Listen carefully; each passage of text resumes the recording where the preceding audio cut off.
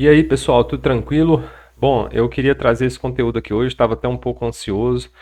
Já tem alguns dias que eu estou fazendo, né, esses estudos aqui, porque eu acho muito importante a gente olhar para essas coisas com um olhar mais crítico, até um pouco mais cético, mais técnico, né? Para a gente realmente entender o que acontece nos bastidores e com certeza saber das coisas antes delas acontecerem, isso nos dá diversas vantagens, né? Até nos tira um pouco de preocupação. Para os nossos investimentos também, isso com certeza traz reflexos, né? E a gente vai saber como se proteger, né, de algumas volatilidades aí que a gente sempre tem com troca de presidentes. Então, o título do vídeo é, né, o próximo presidente do Brasil. Então, eu pretendo trazer para vocês aqui quem que vai ser o próximo presidente, o porquê que vai ser essa pessoa e o que é que ele vai fazer. E aí, quando eu falo quem que vai ser, né, eu vou dar um nome aqui, mas eu não quero dizer que vai ser exatamente essa pessoa. Eu acredito que tem um grande potencial para ser, mas quando eu falo quem vai ser, eu estou me referindo à personalidade dessa pessoa, tá? E o que que ele vai fazer, as vantagens que ele vai ter, e o contexto que ele vai entrar. Então entendam mais por esse lado, mas eu vou dar o nome aqui de quem eu realmente acredito que vai ser o nosso próximo presidente, tá bom? Então vamos lá. Para a gente entender, né, eu queria construir um argumento primeiro, porque senão vocês não vão entender, né? Um argumento histórico aí sobre a questão da política, né, da divisão de esquerda e direita, para a gente ter um pouco mais de pano de fundo, para a gente conseguir entender melhor. Então, como que o mundo se organizava, né, antes da gente ter aí essa divisão política de esquerda e direita? Então, lá no século XVIII, a hierarquia que era o princípio da organização política, né? Vamos dizer assim.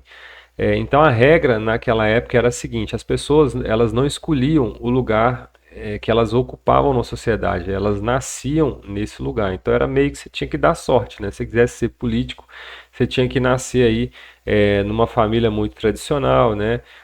Você tinha que ser aí, tá ligado à religião, porque naquela época tinha um papel muito fundamental. Dependia muito da sua linhagem e dos seus costumes, tá? Então é daí que vinha a legitimidade de poder. Então, o modelo dominante era a sociedade estamental. Na maior parte da Europa e, por extensão, no mundo ocidental, vigorava o sistema estamental, que era basicamente dividido em três estados, né? O primeiro estado era o clero, dominava o poder espiritual, o controle moral e educacional, tinha grande influência política, isenção de impostos também. O segundo estado era a nobreza, eram os donos de terra, né, quem tinha o controle militar e administrativo, tinha os direitos herdados, tinha isenção de impostos também. E o terceiro estado era todo o resto, né, a grande maioria, que era a burguesia, os camponeses, os artesãos e os trabalhadores urbanos. Então, mais de 90% da população sustentava os outros dois estados, né, o clero e a nobreza.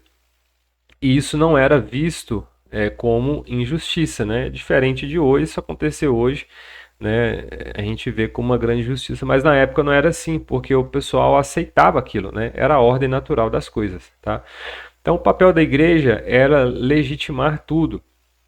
A igreja não era apenas uma religião, ela era um sistema educacional, fazia o registro civil, era autoridade moral, justificava o poder político. Então a ideia dominante era Deus quis assim, né? Se fulano nasceu como rei, é porque Deus quis assim. Então questionar o rei ou a nobreza era indiretamente questionar a Deus e ninguém queria fazer isso, né? As pessoas até temiam fazer isso. Por isso não havia polarização política, havia obediência ou heresia. Então ou você obedecia, né, as regras que eram impostas, as leis, ou você era um herege, até porque a igreja participava diretamente da política, tá? Então a igreja ela não mandava em nada, mas quem mandava só mandava com o aval dela. Então era meio que assim, né? Eu não sou polícia, mas quer dizer, eu não faço leis, mas quem faz a lei tem que passar por mim para ela ser vigorada. Então não mandava, mas mandava, né? O rei ele não governava para o povo, ele governava sobre o povo. Então o modelo era o da monarquia absoluta. O rei concentrava o poder executivo, legislativo e judicial. É, parece coisa coisa histórica, né? Mas se você olhar hoje no Brasil, isso praticamente está acontecendo, né? Com o nosso, a nossa corte maior, né? O rei concentra o poder executivo, legislativo e judicial. Não concentra, mas dá pitaco nos três, né? Não precisa prestar contas, a não ser para a igreja. Então, de novo, né? O rei ele se reporta só para a igreja. Não existe oposição organizada. Conflitos eram resolvidos por repressão ou concessões pontuais. Então, não havia espaço para a direita ou para a esquerda, porque não tinha o jogo político aberto como a gente vê hoje. Então havia grande conformismo. O povo não dizia discordamos do modelo político, né? Pelo contrário, eles diziam não temos pão. Então toda a reclamação que tinha lá se concentrava muito nisso, né? Quando tinha o pessoal que era pobre, não tinha acesso a muitos recursos. Então, no máximo, o que se via lá de inconformismo era isso. Hoje não. Hoje a gente tem conformismo com política, com diversas coisas, e todo mundo é livre, né? Até para fazer piada com o presidente, e que você não é punido. E aí o que começou a abalar o sistema, né, de hierarquia absoluta? Então a burguesia, né, começou com a burguesia. Então os ricos financiavam o Estado, né? Lembra que voltar lá, o terceiro estado, né, que era composto pela burguesia, os camponeses, os artesãos, eles financiavam todo o resto, né? Então os ricos, que era a burguesia, eles pagavam os impostos, mas não mandavam em nada. Eles não tinham um poder, eles só tinham dinheiro. Então a galera era endinheirada, era rico, só que rico sem dinheiro, sem poder, não faz muita coisa, né? Não faz muita diferença. O iluminismo também ajudou a abalar o sistema. O que foi o iluminismo? Foi um movimento filosófico, cultural e intelectual que defendia o uso da razão, da ciência e do pensamento crítico para explicar o mundo e combater a ignorância. O absolutismo monárquico e os privilégios da nobreza e do clero, promovendo ideias de liberdade, igualdade, progresso e direitos individuais. Mas essas ideias circulavam entre as elites, não entre o povo. Se você pega hoje, por exemplo, a gente vai falar um pouco mais para frente, a ONU, o Fórum Econômico Mundial, o FMI, mais ou menos eles praticam o que o iluminismo praticava, né? Eles tinham ideias revolucionárias, de liberdade, igualdade, progresso, né? Hoje fala-se muito na questão ambiental. Só que tudo é discutido entre as elites, né? Não é discutido entre o povo. E o que eles decidem lá, eles implantam sem ao menos alguém da população geral ir lá e dar o seu voto e falar, não, eu concordo com isso. Não, o que eles decidem lá está decidido, tá? E aí as crises fiscais do Estado. Então a resolução desencadeou guerras civis contra potências europeias. E guerras custam caro. O modelo antigo não se sustentava financeiramente, e a Revolução Francesa foi o colapso visível de algo que já estava podre. Então foi assim que o sistema da monarquia absoluta começou a ruir, tá? Até que veio a Revolução Francesa de 1789. Então foi aqui que nasceu a polarização. Na Assembleia Nacional, à esquerda do presidente sentavam-se os que queriam o fim da monarquia absoluta, a redução do poder da igreja e mais igualdade jurídica. E à direita, os que queriam preservar a ordem existente, né? Um rei forte, a hierarquia social e a tradição. Então, quem tinha pouco, que eram os comerciantes, os banqueiros, os advogados, eles queriam mudança, mas quem tinha muito, né, a nobreza hereditária, o alto clero, eles queriam conservar o que eles tinham. E foi daí que nasceu, né, o termo direita e esquerda, que permeia até hoje na política, né?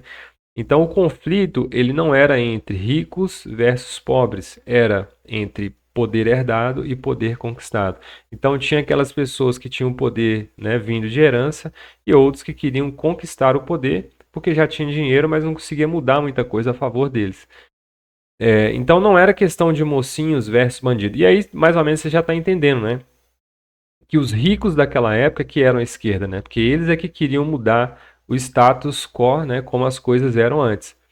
Então não era questão de mocinho versus bandido, tá? Desde então, em toda a sociedade complexa, existem dois lados permanentes. A esquerda, né, quem quer mudança, a redistribuição, a igualdade econômica e social, questionamentos das hierarquias, e preservação. Então a direita luta mais pela preservação, né? A propriedade privada forte, a ordem, a tradição, a hierarquia, a desconfiança das mudanças rápidas. Então, até hoje, é dessa forma que você identifica quem é de direita ou quem é de esquerda pelo discurso dele, né? O que que ele defende. Aí de cara você já vê, tá?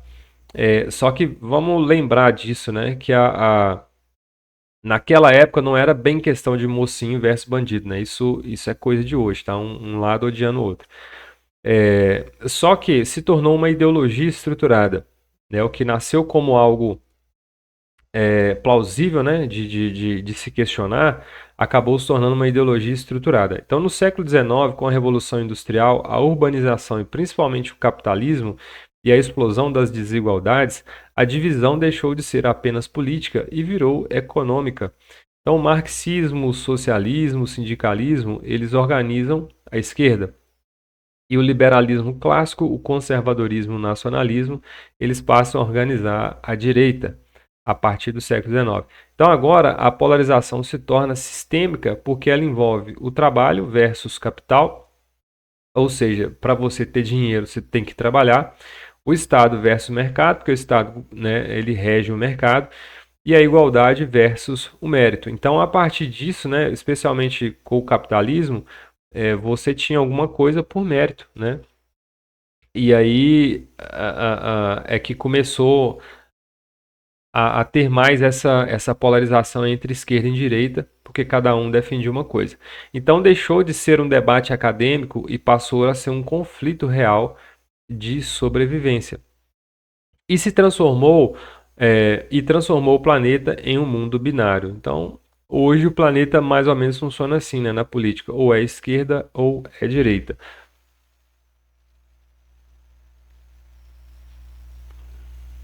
Eu achei que não estava gravando o áudio aqui, mas tá. Bom, então já no século XX, duas coisas cristalizam essa divisão no mundo inteiro. As guerras mundiais, elas forçaram os estados a escolherem modelos, economia planificada, mercado livre, nacionalismo forte, internacionalismo, né? O que que a gente vai fazer aí para superar o colapso das guerras mundiais? E a Guerra Fria, né, aqui o mundo foi literalmente dividido em dois blocos. Então, os Estados Unidos, né, é quem assumiu o capitalismo liberal, que praticamente é a direita, e a União Soviética, o socialismo estatal, que representa a esquerda, né, a origem da esquerda. Mesmo países que não eram nem uma coisa nem outra passaram a imitar a linguagem. Então, o planeta foi educado a pensar de modo binário, esquerda ou direita. E aí eu separei aqui duas matérias muito interessantes para a gente entender um pouco aí dessa questão de ideologia política quando ela, né, como que ela né, se tornou extrema, né, extrema ao extremo, né? Olha o que, que eu já ia falar. Como que ela se tornou tão extrema. Não sei se vocês já seguem no YouTube, se não eu recomendo o canal do Brasil Paralelo. Eles têm conteúdos assim muito densos, estudos muito profundos, e esses são dois vídeos deles que retratam a realidade das universidades federais do Brasil, tá? Esse primeiro aqui ele é um vídeo mais antigo e esse aqui é uma série mais recente, só falando sobre isso, né? Deu tão certo esse primeiro conteúdo que eles criaram uma série chamada Unitopia. Assim, é muito legal você ver como que as faculdades hoje são tão enraizadas com a ideologia da esquerda, né? Como que isso foi tão extremo assim, tá? E como que isso interfere no dia a dia das pessoas lá. Então recomendo muito vocês verem, depois eu vou deixar o link. Então, por que que isso permanece até hoje, né? Esse mundo binário, especialmente aqui no Brasil? Porque é útil para disputar o poder. Dois polos simplificam a narrativa, né?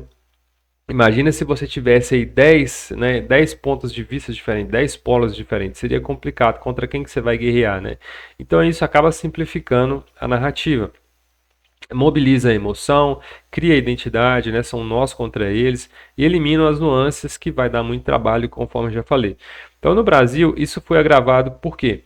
Pela baixa educação política, né? Você vê que hoje qualquer um que entra lá, você vota para não votar no outro, você vota no palhaço batatinha da vida. Você tem um histórico autoritário, né, que vem do regime militar, a personalização da política, menos ideias e mais líderes, né? Você tem que ter muita gente, você não precisa ter gente capaz. O uso intenso de mídia e de redes sociais para o conflito. Então aqui a esquerda e a direita elas viraram times e não concorrentes de pensamento, tá? São realmente dois lados muito opostos. E aí um resumo sobre isso, né? Um resumo sem açúcar aqui, porque só para a gente entender que não tem nada de doçura nisso aqui, né? Então a polarização ela nasceu por acaso, mas virou um instrumento e depois ideologia, como é hoje. Então hoje ela é viável porque reflete interesses opostos reais e se mantém porque é útil ao poder, não porque explica bem o mundo. Antes fosse, né? Então hoje só existe esquerda e direita, né? Porque é bom para os caras que estão lá no poder, né? Não porque isso faz algum sentido. Então, quem entende isso, para de torcer e começa a analisar. Então, esse é o meu grande objetivo aqui, né? É trazer esse conteúdo mais denso para que a gente pare de ficar torcendo para um lado ou para o outro, né? Ah, eu torço para que o Bolsonaro saia da prisão e volte a ser presidente. Eu torço para que o Lula sofra um impeachment. Cara, enquanto a gente olhar para a política dessa forma, a gente vai ser só mais um, né? A gente vai ser o produto deles, tá? Mas quando a gente começa a analisar, entender os bastidores, como que o jogo funciona, aí a gente começa a ser independente, né? A gente não sofre. A gente também não se alegra com política, mas a gente também não sofre, o que é principal, a gente manter a nossa sanidade mental e assim a gente consegue até se beneficiar, tirar algum proveito, né, dessas movimentações. O que a gente não consegue se a gente é apenas um emocionado político, tá? E aí o Frankenstein político, né? A gente tem centro-esquerda, centro-direita e centrão, né? Eles são evidências da ruína da direita e da esquerda. Então, conforme viram que a ideia da esquerda e a ideia da direita não funcionou muito bem para derrubar, né, a hierarquia absoluta, né, a monarquia absoluta, então foram surgindo outras frentes, né, centro-esquerda, centro-direita, centrão. A gente vai ver um pouco mais para frente. Então, quais foram as falhas críticas da esquerda, né? E agora eu vou contar um pouco por que já caiu no descrédito tanto a esquerda quanto a direita aqui no Brasil, para a gente entender o porquê, né, do próximo presidente ser quem eu acredito que vai ser. Então a primeira falha, né, foi da esquerda, foi confundir justiça social com expansão infinita do Estado. A esquerda brasileira apostou quase tudo em Estado grande, gasto público crescente, programas sociais sem porta de saída clara, ou seja, eu vou ajudar os pobres, né? Isso é um discurso muito bonito, inclusive é um discurso bíblico, né? Só que você não tem alternativa, né? A sua alternativa é cuidar deles para o resto da vida, né? Mantendo eles na pobreza, sem condições de enriquecer, de prosperar. Em troca disso, você tem um voto garantido deles, né? A captura de sindicatos, movimentos e aparelhos políticos. O problema não é o objetivo, é o método, né? Por conta disso, o Estado brasileiro ele é caro, ele é ineficiente, ele é corporativista e ele é capturado por interesses internos. Qual que é o resultado? Política social virou dependência política, né? Hoje a gente o que mais tem são os dependentes políticos, né? Dependentes de Bolsa Família e por aí vai. Máquina pública virou instrumento de poder, né? O caso da Petrobras. Produtividade ficou em segundo plano. O Brasil é um país extremamente improdutivo, né? Tolerância ou convivência com corrupção funcional. É um segundo erro da esquerda, né? A esquerda brasileira cometeu um erro fatal, relativizou a corrupção como meio necessário para governar, né? Basta você ver as falas do Lula em relação ao Maduro, né? Que é um ditador que fez grandes atrocidades lá na Venezuela, para você entender como que o líder da esquerda encara, né, coisas tão tenebrosas assim. Mas aí, falando de Brasil, né, a gente teve o mensalão, o petrolão, o aparelhamento político, tudo isso destruiu a autoridade moral do discurso social. Então, de novo, o discurso social ele é bonito, né? A caridade e tudo mais, só que é uma desculpa para fazer atrocidades por detrás disso. Então, quem promete mudar o sistema, ele não pode agir como o sistema. Então, se a direita se levantou como alternativa à monarquia autoritária, ela falhou nesse ponto, né? Porque aquilo que ela queria derrubar, ela começou a agir exatamente como. Então perdeu a credibilidade e ponto final. E por último, ideologização excessiva da realidade. Então a esquerda passou a ver o mercado sempre como um vilão, né? A gente vê direto o Lula criticando o mercado de capitais, tratar crítica como fascismo. Hoje, qualquer um que critica, né, alguém da esquerda, ele é tratado como fascista, às vezes até processado, né, na corte aparelhada aí com a esquerda. Importar pautas identitárias sem lastro social amplo. O que isso fez, né? Afastou a classe média produtiva, afastou o pequeno empresário, né, e o trabalhador informal. Então, a esquerda criou base fiel, mas escolheu o diálogo nacional, muitas vezes embasado em falsas verdades, né? E aí as falhas críticas da direita. Defender menos Estado sem reformar o Estado. Então a direita falhou bonito, né? Com menos impostos, menos burocracia e mais liberdade econômica. Então, prometeu tudo isso, mas não conseguiu entregar, né?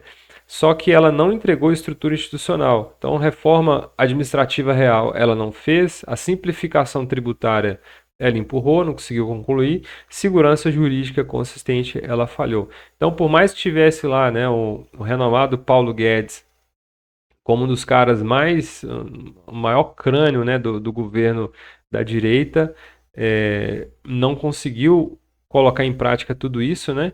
E todo o histórico da direita sempre prometeu essas coisas, mas não conseguiu entregar. Qual foi o resultado? Discurso liberal e uma prática patrimonialista. Confundir conservadorismo com moralismo raso. Então, parte da direita reduziu política à guerra cultural, apostou em slogans, trocou o projeto por retórica. Então, falou de valores, mas não construiu políticas públicas, não entregou eficiência estatal, não organizou base técnica e isso desgastou rápido. Outra falha crítica, né? Incapacidade de se dissociar do atraso histórico. A direita brasileira nunca fez um acerto de contas sério com o elitismo, com o clientelismo, com o autoritarismo, com o corporativismo estatal, né? Militar, jurídico e político. E o resultado, né, é que parece nova no discurso, né, a direita, só que na prática ela é igualmente velha. E aí uma falha que foi comum, né, dos dois lados, né, que é o mais grave. Então, tanto esquerda quanto direita, elas falharam em uma coisa essencial: construir um Estado funcional antes de disputar o controle dele.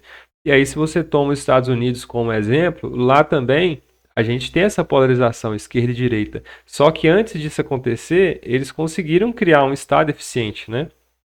E aí agora eles estão brigando para ver quem que domina e controla esse Estado eficiente. Aqui no Brasil não, a gente tem um Estado que não desenvolveu, né, pelo seu tamanho, o seu poder, a sua capacidade, mas a galera está disputando o poder de algo quebrado, vamos falar assim, né?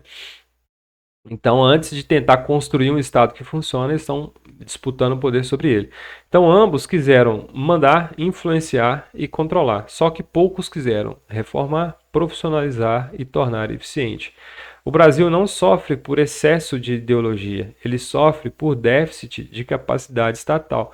E aí, meus caros, é que mora mais um grande motivo para a gente parar de acreditar que esses caras vão consertar o Brasil, tá?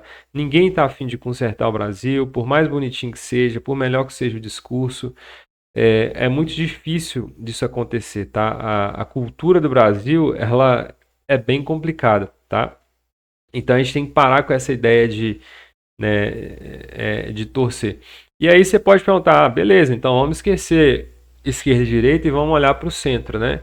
Então, o que, que é o centrão brasileiro, né? Ele não é uma ideologia, ele é uma engenharia de sobrevivência. Ele é uma válvula de escape, né?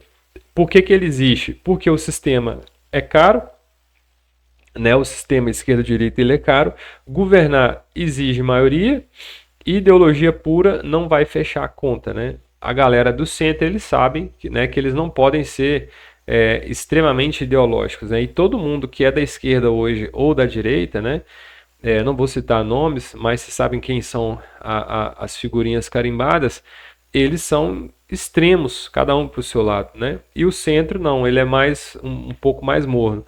Só que o centro, ele ele é só um meio do caminho, né? Ele não é uma via alternativa ainda. Ele é só porque eu não quero estar do lado de lá nem do lado de cá, eu vou ficar aqui no meio, né? O problema é que o centro ele virou um meio sem fim, ele governa sem visão e ele apenas administra o caos, né? Ele está no meio do fogo cruzado ali sem ter uma estratégia clara, né, para mudar as coisas. E aí, mais um resumo. A esquerda falhou por estatismo, corrupção tolerada e ideologização, e a direita falhou por retórica sem entrega, moralismo e improviso. O Brasil precisa menos de rótulos e mais de engenharia institucional. E aí, seguindo aqui para o próximo presidente, né? Qual que vai ser a lacuna que ele vai preencher, tá? Aí falando sobre o que que ele vai fazer, né? O porquê que eu acredito que esse cara vai vir. É, Aí eu separei algumas matérias aqui, né? A primeira, brasileiros estão divididos quanto à rejeição a Lula e Bolsonaro. Então a rejeição não é só de um lado, tá? Não é só do lado do Lula. E eu acho importante quando a gente não tem uma ideologia, né? Quando a gente não é torcedor político, a gente está sempre apto a ver os dois lados da história, né? A gente não está cego para um lado, a gente não fecha o olho para aquilo que a gente não quer ver, né? Porque não tem nada que a gente não gostaria de ler, porque tudo é informação e é um ativo nas nossas mãos. Então, brasileiros, eles estão divididos quanto à rejeição, né? Não tem rejeição só de Bolsonaro, rejeição só de Lula. Os dois estão divididos em rejeição. Vou deixar o link também para vocês verem a matéria completa. A próxima aqui, 40% dos brasileiros não se identificam nem com direita nem com esquerda. Isso é um dado muito importante, né, para formatar a ideia do próximo presidente, conforme eu vou trazer aqui, tá? Guardem esse dado. Próxima matéria, na verdade, isso aqui não é uma matéria, é um estudo de uma empresa que é uma agência de pesquisa, essas pesquisas de opinião, né, que faz na rua. é, Ela é uma empresa americana, ela fez um estudo bem detalhado sobre a polarização política aqui no Brasil, né? Vou deixar um link também, se vocês quiserem ver depois. Então, avaliação geral Lula versus Bolsonaro. A avaliação de Lula é virtualmente dividida. Cerca de 48% tem opinião favorável, 49% desfavorável. Já o Bolsonaro tem números menores de favorabilidade em comparação direta. Além disso, a percepção de que a volta de Lula fortaleceu ou enfraqueceu a democracia está dividida. O maior grupo acha que não mudou nada a volta do Lula, com parcelas menores dizendo que ajudou ou que prejudicou a democracia. Então, de novo, a gente vê, né, opiniões divididas. Isso aqui repetiu, não sei porquê. Matéria do Infomoney, né? Pesquisa Datafolha. 35% vê Bolsonaro líder da direita, 56% aponta Lula na esquerda. Então, a gente percebe aqui que a imagem do Bolsonaro como líder, ela caiu bastante, especialmente depois da prisão dele, né? E aí a gente já tem aquela ideia assim de ruína do Bolsonaro, aquilo que eu já falei, né? Tem gente que acha que Bolsonaro vai ser presidente do Brasil 2026. Eu digo assim, pouco importa se vai ser ou não, tá? Mas se eu tivesse que apostar, eu acho que já era para Bolsonaro, tá? Honestamente. E a última pesquisa aqui, olha, dado muito importante. 33% dos brasileiros veem Lula como melhor opção para o país, mas 23% prefere alguém de fora da política. E esse é um dado extremamente importante, né? Junto com esses 40% aqui dos brasileiros que não se identifica nem com um lado nem com o outro, 23% prefere alguém de fora da política. E aí é que a gente começa a entender por que que o próximo presidente do Brasil vai ser quem eu vou falar daqui a pouco. Então, quem que vai ser o próximo presidente do Brasil? Lembrando, né? Não quer dizer que é essa pessoa que eu vou falar o nome, mas quer dizer que alguém com a personalidade semelhante a ele, que vai vir num contexto semelhante a ele e vai ter um governo bem semelhante ao que eu acredito que ele teria, tá? E aí, em quem que eu me inspirei, né, para apostar nesse cara? No Emmanuel Macron, lá da França, no Volodymyr Zelensky, da Ucrânia, que é uma figuraça aí que todo mundo conhece, né? Do nada o cara virou um general de guerra, um presidente, né, dos mais badalados aí do mundo.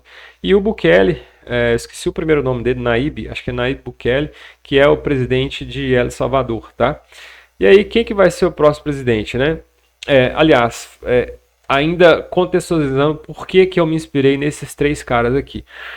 Porque todos eles se venderam como uma ruptura à velha política.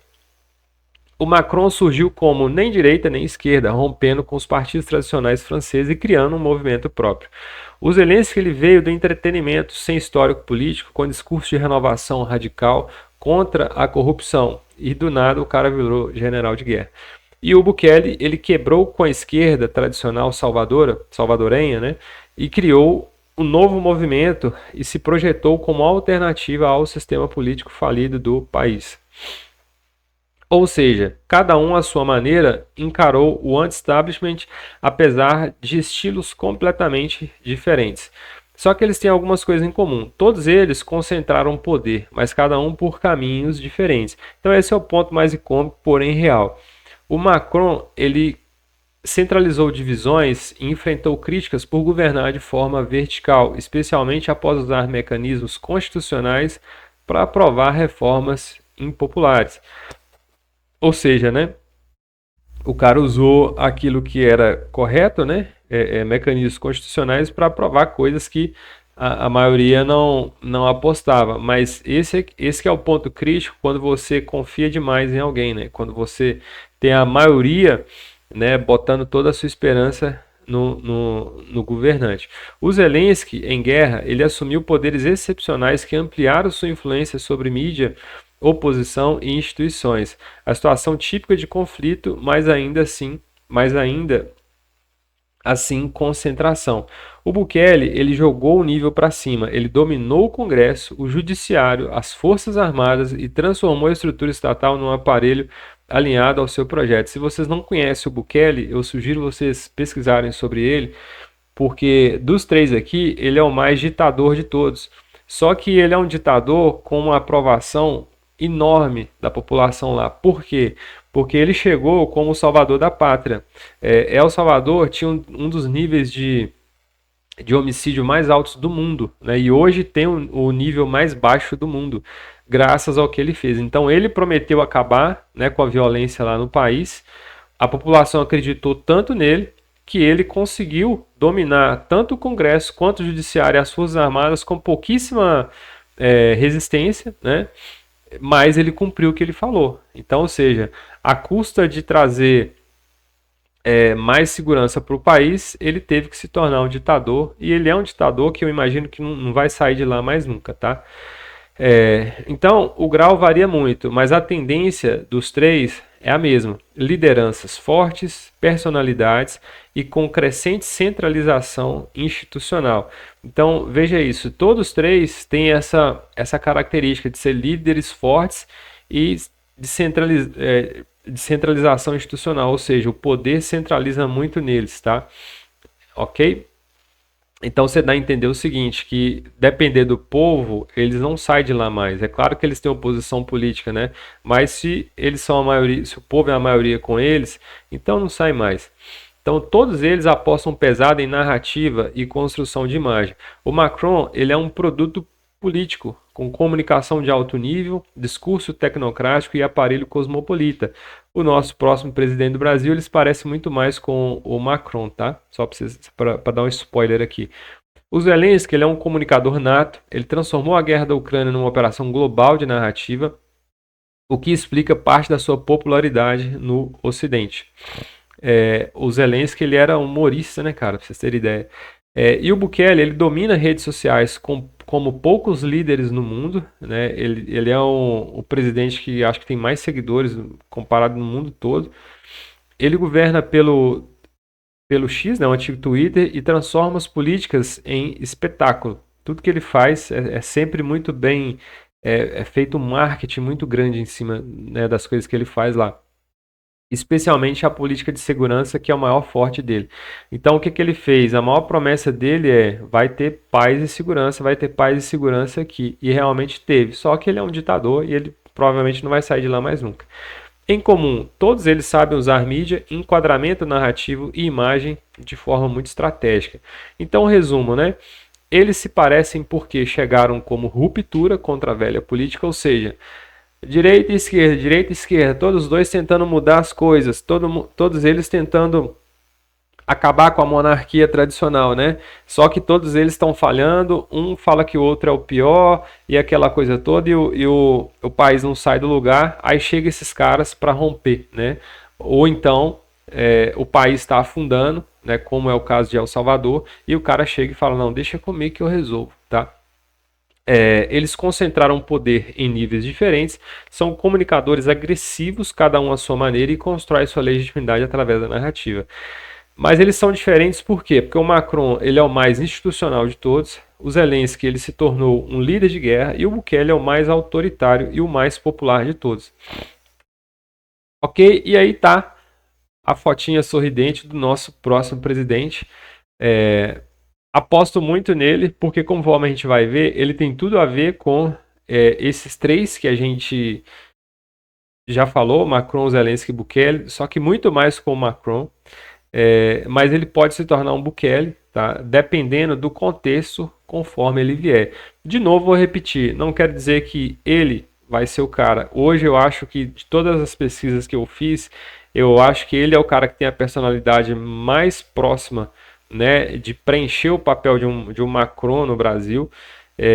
Só que depende de alguns fatores, tá? E dependendo desses fatores se acontecerem, esse cara vai levar de lavada aí a faixa presidencial. E de novo, repito, pode ser que não seja ele, que seja outro com características semelhantes a ele, tá? Mas isso aqui tudo é só uma tese, obviamente não é uma tentativa de garantir esse resultado, tá? Então, quem que é Eduardo Leite? Ele é o atual governo do Rio Grande do Sul, né, o cargo que ele ocupou de 2019 a 2022 e novamente foi reeleito em 2023.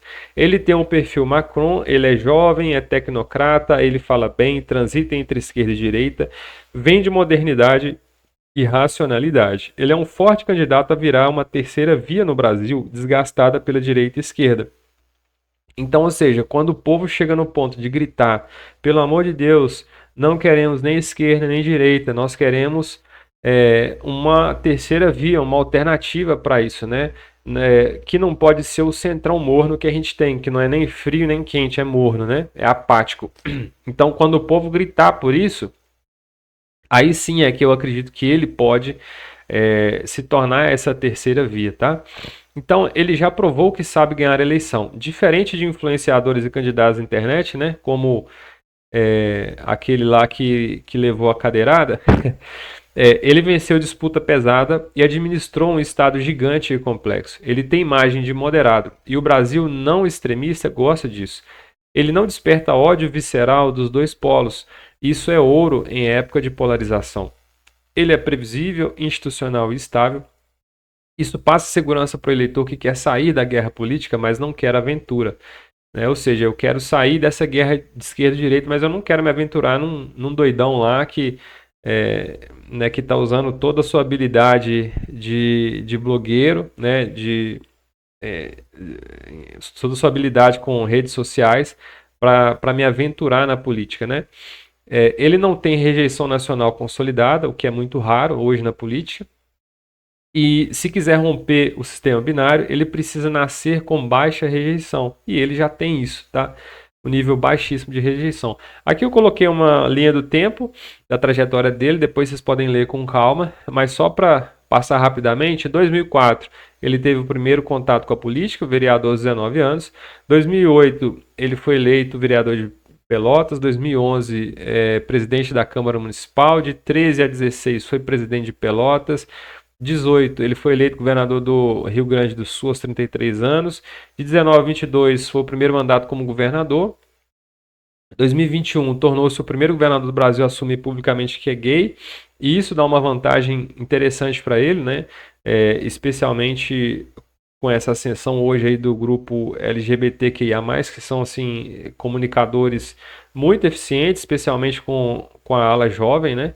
Em 2022 ele renunciou ao governo para eventualmente concorrer à presidência, só que aí ele desistiu de concorrer à presidência, voltou a se candidatar para governador do Rio Grande do Sul e em 2023 ele foi reeleito e aí a gente já vê o nível de aceitação que o cara tem, tá? Tornou-se o primeiro, né, em 2023, o primeiro a conseguir reeleição lá no estado, foi um marco histórico. Em 2025, ele saiu do partido que vinha militando, o PSDB, e filiou-se ao PSD. Isso mostra flexibilidade partidária, possivelmente alinhada com a busca de um centro mais pragmático, estratégica típica de quem tenta construir algo além de esquerda e direita. Então, por que ele se destaca como figura de terceira via? Alguns atributos de Eduardo Leite sobressaem. Então, ele tem experiência real de gestão, né, prefeitura e governo do estado, com imagem de renovação. Ele é jovem, relativamente novo na alta política, com perfil menos tradicional. Ele tem uma postura institucional e moderada. O seu histórico de administração e discurso mais técnico transmite seriedade a quem foge das polarizações extremas. Modernização social. Ao assumir abertamente sua orientação sexual, ele rompe com o conservadorismo e mostra abertura a temas de diversidade, o que o diferencia de lideranças tradicionais. E adaptabilidade. A troca de partido recente indica um pragmatismo político, possivelmente para ampliar alcance além das bases tradicionais. Então, o que Leite já fez até agora que joga a favor dele? Em 2025, né, para 2026. Ele se filiou ao PSD, né, uma sigla que busca por políticos que querem sair do modelo PSDB, de polarização absoluta.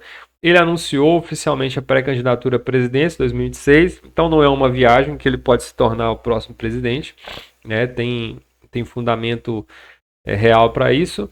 Ele fez discurso explícito contra a polarização binária entre Lula e Jair Bolsonaro, ou seja, então ele já se manifesta contra isso, né, dizendo que existem muitas opções além desse dilema. E a postura centro-moderado, com perfil mais institucional e focado em gestão, diferente do populismo das redes ou do radicalismo dos extremos. Esses passos mostram que ele tenta construir de forma consciente a imagem de alternativa, não apenas por antipatia aos dois lados, mas com um projeto político próprio. Então, quando a gente olha para o Centrão, o Centrão é os políticos que não querem, né? Eles têm antipatia dessa briga de Jair Bolsonaro e Lula. Só que ele, aparentemente, ele também tem essa antipatia, mas ele tem um projeto político próprio, né? E só da gente ver a trajetória dele, a gente já percebe. E aí, qual que é o cenário perfeito para que ele seja viável como uma terceira via? E esse é um ponto interessante.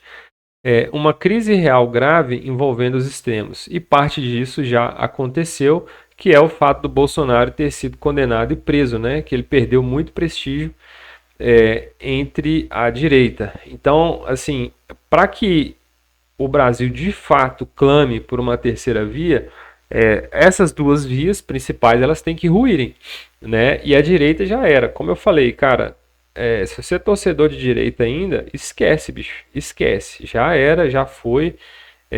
Agora precisa da esquerda cair. A gente achou que a esquerda caiu quando o Lula foi preso, mas ressuscitaram, né? Descondenaram o Lula, é importante frisar isso. E ainda está de pé, né? Mas talvez se algo aconteceu, uma crise muito forte durante o governo do PT, né? Talvez isso poderia evidenciar a incapacidade, né, do governo de gerenciar uma crise mais séria, e aí sim, né, a coisa espreitar muito para o lado de ter que nascer um salvador da pátria, né, conforme aconteceu lá em El Salvador. Então o eleitor petista ele já está desgastado, mas ele ainda vê Lula e aliados como a melhor saída, tá? Por incrível que pareça, né? E outra coisa, né? O Leite, o Eduardo Leite, ele é o candidato mais alinhado à ONU, ao FMI e ao Fórum Econômico Mundial. Bom a gente tocar nesse assunto, né? Porque a gente sabe que o mundo vai passar por transformações drásticas a partir de 2030 e eu vou explicar isso de forma rápida, né? O FMI, a ONU e o Fórum Econômico Mundial, eles são arquitetos da política mundial. Então você imagina, né, a construção civil, né? Você tem um arquiteto que vai lá e desenha todo o projeto, mas ele não vai no terreno. Ele não entra lá no terreno para construir o imóvel, tá? Ele raramente bota o pé lá. Quem faz isso é o engenheiro, né? São os operários, é o mestre de obras, né? Esses sim botam a mão na massa. Então, quando a gente olha para a geopolítica global, esses três caras aqui, que são instituições, na verdade, né, composta pelo elitismo político, esses caras são os arquitetos, porque eles aqui desenham o modo como o mundo vai ser conduzido politicamente, tá? Então, qualquer político, quando ele entra, ele já tem um projeto na mão, tá? Ele pode atrasar a execução desse projeto, criar nuances, né? Contornar aquilo ali, mascarar um pouco aquilo ali, mas o que vai acontecer já está definido, tá? Basta você ver a agenda da ONU 2030, que não é segredo mais, é algo que vai ser implantado, é o prazo que tem para os caras implantar certas coisas e a partir de quando outras coisas vão ser implantadas. Isso é documento público, qualquer um pode ler, né? Não é teoria da conspiração. Então, esses caras arquitetam tudo, né, sem o aval da população, dos meros mortais como nós, e isso vai acabar acontecendo, né? E ter no Brasil, principalmente no Brasil, que é um país estrategicamente importante no cenário global, é importante ter alguém alinhado com com a arquitetura, né, da ONU, FMI e Fórum Econômico Mundial. Então, esses três caras, eles definem o que é aceitável e o que não é. Eles definem o que é financiável e o que não é, o FMI. Eles definem o que é responsável e o que não é.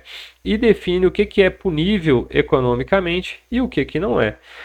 Então, eles governam um ambiente em que todos os governos operam. Tá? Então, o governo é um operário. Tá? O Lula é um operário, o Bolsonaro é um operário. Mas quem desenha o projeto são esses caras aqui, que não obriga ninguém a nada, né?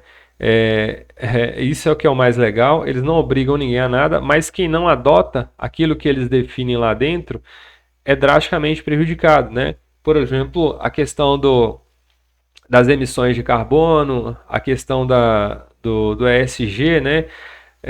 O país pode até falar, não, não vou adotar essas paradas no meu país, não. Mas beleza, eles vão falar assim, ok, tá tranquilo. Só que você vai ser prejudicado, porque todos os países estão adotando, e aí você vai perder, né, mercado internacional, você vai perder apoio do FMI, né, quando você tiver uma crise financeira e precisar de um socorro financeiro. Ou seja, né, você não é obrigado, mas se você não fizer, você vai ser penalizado. E é assim que esses caras governam, tá? E lembrando, né, que quem está lá dentro da ONU, da FMI e da UF são as principais elites mundiais, tá? Não é o povo como nós. Então, o que está programado para acontecer? Né? Não é teoria da conspiração, como eu falei, tudo isso está escrito em documentos públicos. Então, o eixo central, né, do que está para acontecer a partir de 2030 e a gente está caminhando para lá. Menos autonomia individual e mais coordenação sistêmica. O ponto comum entre os três, né, a ONU, o FMI e o Fórum Econômico Mundial, é o seguinte: o mundo caminha para mais controle, mais padronização e menos improviso individual. Isso aparece com nomes bonitos, né? Governança global, resiliência sistêmica, coordenação multilateral, capitalismo stakeholder. Então os caras nunca vão ser explícitos no que eles querem fazer, né? E na prática, né, o que vai acontecer? Estados mais reguladores, empresas mais vigiadas, indivíduos mais rastreáveis. Então a gente está indo para esse caminho, tá? E o próximo presidente do Brasil, ele vai ter que se adaptar a essas coisas aqui, tá? Ele tem que ter um perfil adaptativo a isso. Então, por que o Leite ele é o mais alinhado, né? Por quê? Porque ele não é extremista, ele é tecnocrata, quer dizer, ele tem um discurso de que o político técnico, né? Ele é mais habilitado para fazer o negócio dar certo e tem um histórico de apoio à sustentabilidade. Então, aparentemente, Leite não seria o perfil que oferece resistência a uma nova ordem mundial. Que, né, ou seja, a ordem atual não funciona, a gente precisa de uma ordem nova, tá? Que é o resumo da coisa toda. Eu estou falando do Eduardo Leite, mas tem diversas teorias, tá? Tem a teoria lá do carequinha da Corte Suprema, né? Que pode ser o próximo presidente, só que eu não concordo, porque eu acho que ele é um vilão declarado, né? Tudo bem que ele não se diz, né, da esquerda, mas aparentemente ele é muito aparelhado com a esquerda, então é a velha política, eu acredito. E tem outras, tá? Diversas outras, né? Eu vi recente uma teoria de que o Donald Trump apoiaria o Lula para a presidência, né? E aí, com isso, o Lula seria reeleito. Mas eu também não acredito, porque vai continuar no extremismo, mesma coisa, e a gente está vendo, né? lá os 23% que preferem alguém de fora da política, tá? Apesar de que o Leite é da política, mas se mostra uma política nova, de fato, né? E não de teoria e de retórica, tá? Então é isso. Então a leitura que você e eu precisamos fazer dessa coisa toda, né? Nem tudo está escancarado. Então o leite, ele pode se tornar um grande engano para o brasileiro. Aí você fala assim, então agora, né, o Brasil vai dar certo, vai vir Eduardo Leite, vamos votar nele, vamos apoiar ele, né, vamos confiar nesse cara, vamos, né, colocar toda a nossa esperança nele, porque ele vai salvar o Brasil, tá? Só que aí, cara, você não pode fazer essa leitura. Tá? Por quê? Que o Brasil pode, porque ele pode se tornar um grande engano para o Brasil. A confiança extrema, né, pode resultar em você abrir mão da sua liberdade. Como a gente viu, né, a ONU ela quer implantar, né, um sistema de controle total. Né? Os caras querem controlar o que todo mundo faz. Então, quando você confia demais no presidente, né, vamos lembrar lá do caso de El Salvador, né? Confiaram tanto no cara, ele de fato está fazendo o prometido, só que ele virou um autoritário, ele faz o que quer. Né? Se ele quiser colocar leis restritivas, o cara tem os 3 poderes lá na mão dele, tá? Então ele vai fazer. Então a gente pode passar por isso no Brasil também. A ONU, a FMI e a UF, eles defendem um mundo amplamente rastreável, conforme eu falei, né? CBDCs, identidade única, o Drex, né, que vai vir agora a partir de 2026. E aí você fala assim, vai fazer o Drex, né, para tornar o Brasil mais prático, para deixar o dinheiro mais prático. Cara, você acha que eles vão colocar uma moeda altamente rastreável só para deixar o Brasil mais bonitinho? É claro que não, a gente não pode ser ingênuo assim, tá? Eles estão fazendo isso justamente para implantar, né, essas definições da ONU, do FMI e do Fórum Econômico Mundial. O fato de Eduardo Leite estar alinhado com esses propósitos pode acelerar as coisas por aqui, tá? E é por isso que eu falo do engano, né? Porque a gente pode confiar tanto nesse cara e, de fato, né, se ele for eleito, ele vai fazer muita coisa boa, só que por confiar excessivamente, ele vai implantar essas coisas mais sombrias e todo mundo vai achar que é o mundinho perfeito que está acontecendo, né? Não, vamos aceitar isso aqui porque isso aqui é para o nosso bem, tá? Lembra-se que todo ditador, ele não chega no poder à força, tá? Ele chega com uma promessa muito boa, né? E tem uma grande aceitação por causa da narrativa. E o porquê que essa discussão ela é importante hoje?